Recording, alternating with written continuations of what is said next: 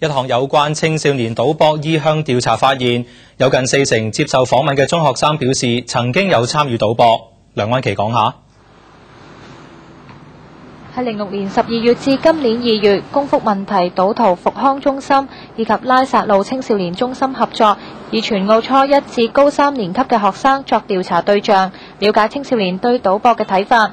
喺收到嘅1664份有效問卷中發現，有近60%受訪中學生話朋輩過往1年有賭博嘅習慣，以社交賭博同賭波最多。超過40%嘅受訪學生就話過去1年曾經參與賭博，佢哋賭錢嘅時候大多數都係同同學對賭。調查亦同時發現，學生賭博嘅參與率會隨住年齡增長而不斷增加。又舉辦推廣活動，向青少年宣傳唔賭博信息嘅基督教團體話，隨住本澳賭業不斷發展同蓬勃，青少年接觸賭博嘅機會增加，價值觀或多或少會受到衝擊。咁我哋喺澳門呢，其實我哋就梗有一家睇咗緊啊，咁所以呢，